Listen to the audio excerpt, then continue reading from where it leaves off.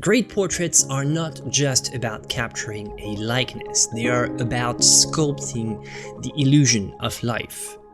Lines and shapes are important, and by the way, the word portrait comes from the French portrait, which means for lines or lines for or in favor of. So lines are indeed important, but lines and shapes alone aren't enough for a good portrait. A portrait needs to convey the illusion of form, and that's what we'll be talking about today. When you look at a face, it's tempting to focus on the features for the portrait, right? The eyes, the nose, the mouth, etc. and draw them symbolically with linear marks. In theory, this should be enough to convey likeness, but it always lacks a little something: form. Like when you take a photo, for example, and you trace it line by line, or you project it, you then get a 100% accurate linear representation of your model. But strangely, it's never enough for good likeness.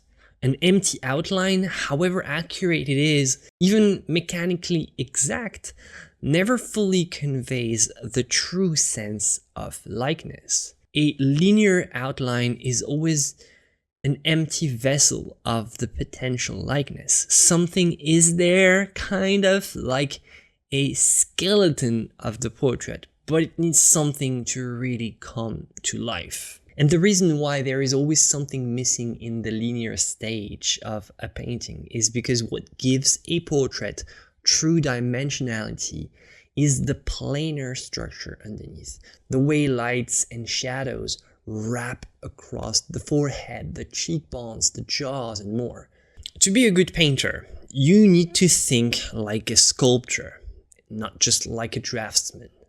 And the linear phase is always something useful, though, don't get me wrong. You kind of need this outline just so that, you know, for example, here I have one character, I have another character. It's important that I know how to position them, how each one has a different size, it is into the right kind of perspective.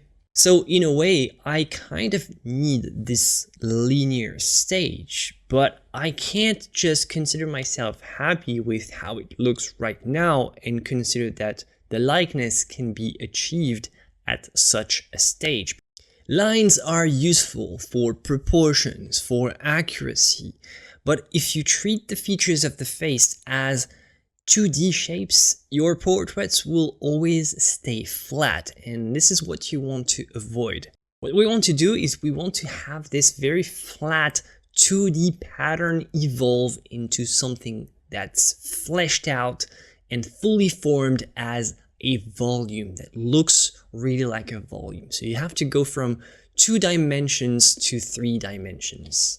Every core shadow and cast shadow on the face is a map of the structure beneath. It reveals what is happening beneath the skin. Shadow shapes are not arbitrary. They follow the logic of the underlying planes that make the skull and the face.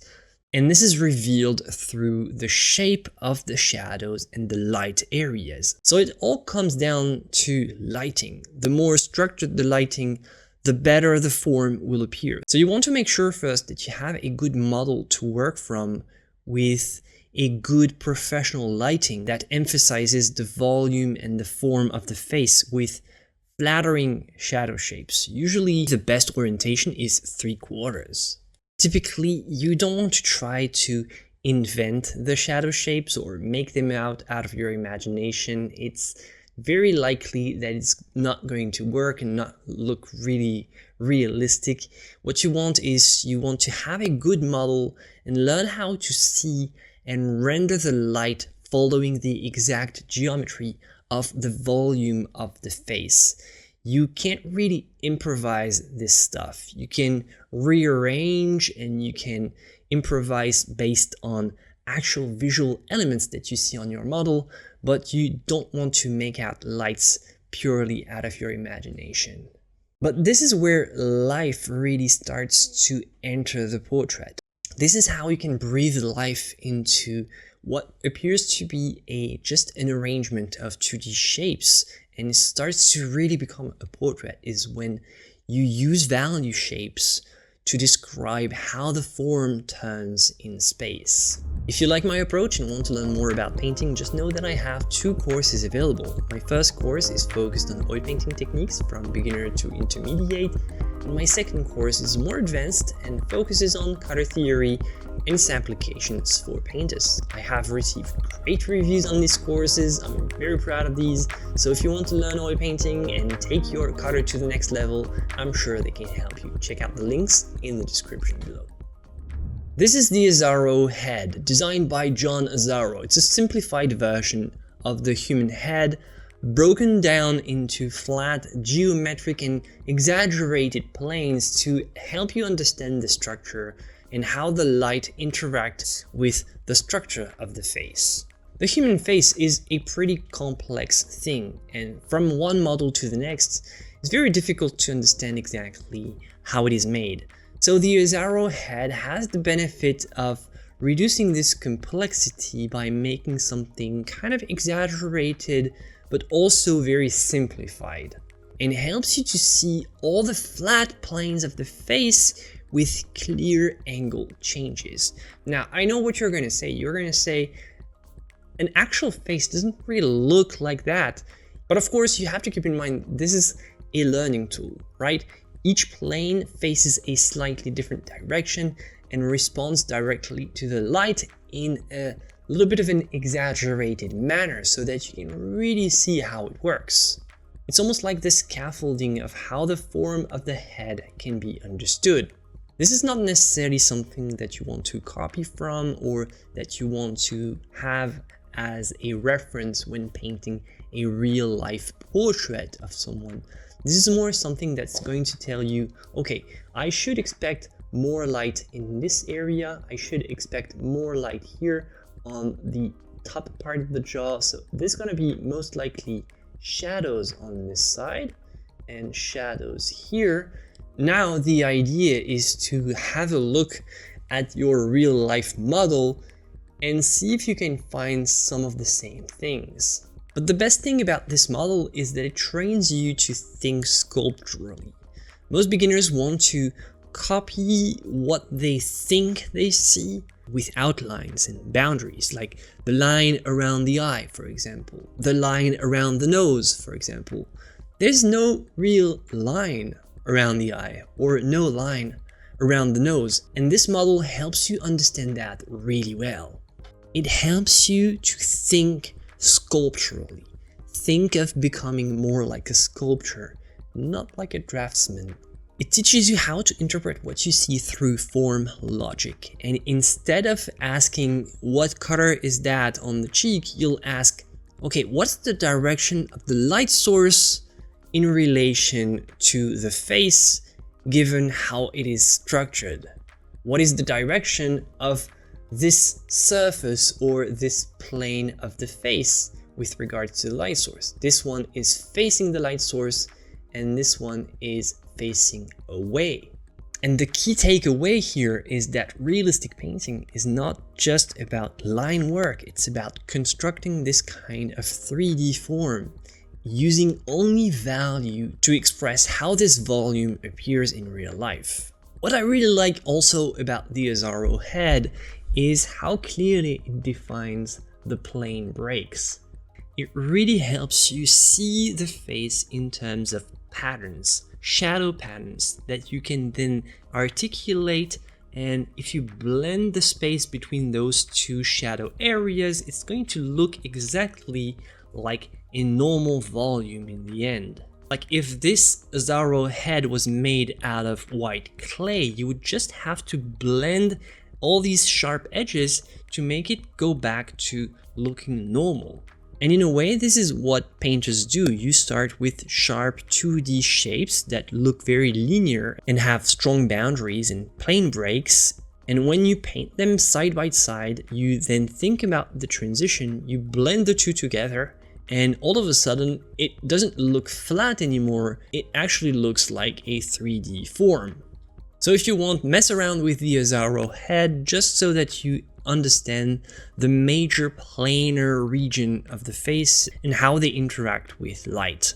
The Asaro head is a great way to understand the underlying structure, but it's just a tool and it's an exaggeration in a way. In real life, what you're gonna have to do is learn how to compose with the lights and the shadows as they appear in a certain context, the context of your model. How the features of the face of this model look, and also how the light situation in this case interact with those features and the planes of the face. And what you want to do is you want to focus on how the shadows look specifically on your model. Because shadows are expressive elements in and of themselves. They're not just something to fill in with dark tones. And if you treat shadows like empty voids, you are missing the real opportunity that they offer. Shadows are form. They are not a passive thing that you just darken. They actively communicate how the surface of the face turns into space.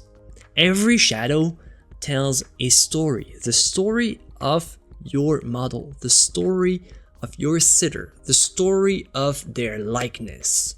Each shadow shapes tells a little bit of something about their likeness.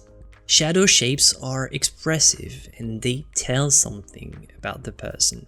They also tell something about you as an artist, because sometimes you might want to modify a little bit the shadow shape just to make it more artistic, look more cool, more expressive, more sculptural maybe. This is when cheating a little pays off. If it makes the portrait more interesting, don't hesitate to chisel your shadow shapes every once in a while. So the idea is that instead of asking, is this shadow dark enough, or how do I fill it with dark paint, you want to ask, what does this shadow tell me about the form that I want to express? And you, as the artist, are in control of that, and this is really cool. When you paint shadows with that kind of intent, your portrait starts to feel more three-dimensional and expressive at the same time. Unlike on the Asaro head, which was more something like a learning tool, with a real portrait, we focus on edges, the edges of the shadow shapes, and not just their values. The quality of a shadow isn't just about how dark it is, it's about how it connects to the light. If you see a sharp edge, it means that the form turns abruptly. It describes something like the ridge of the nose, the edge of the jaw, something like that. Something very sharp, very abrupt.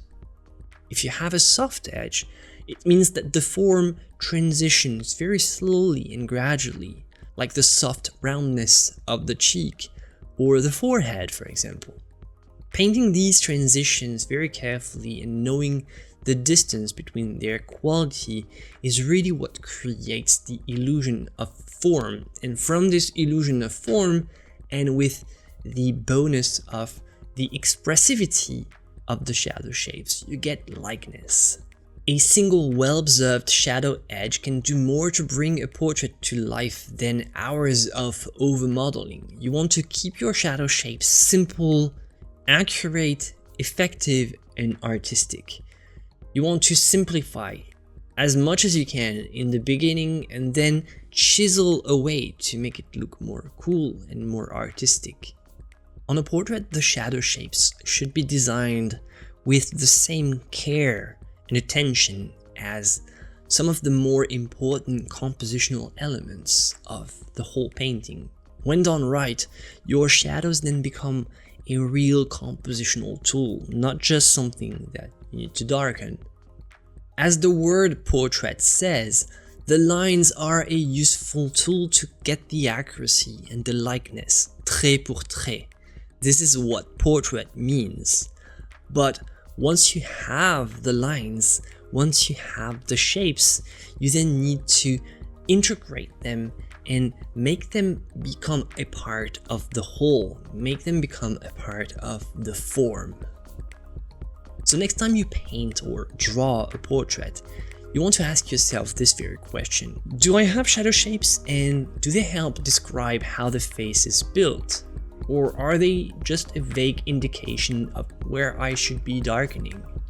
Ask yourself, have I thought through each plane change? Could I, if I wanted, simplify the face into large structural zones like the forehead, the middle of the face? And final question, can I spot the defining elements that make the shadow shape of this specific model exactly theirs? If the answer is yes, then you're on your way to paint wonderful portraits with presence, structure, and soul. Many beginners waste time focusing on the lines, not understanding that the lines are just an early stage in the construction of the portrait, and that you have to go past this stage. You have to move from 2D to 3D and understand how the shapes then become form. The real magic of painting lies in this deeper level, how you express form with shadow shapes. Once you really understand this link between the planes of the face, the light and the likeness, you'll really unlock a new level of realism that isn't just about photographic realism, but about making a portrait that feels alive. Now, if you want to check another video, click here. I'll see you for the next one, my friends, and as always, joy and inspiration to you.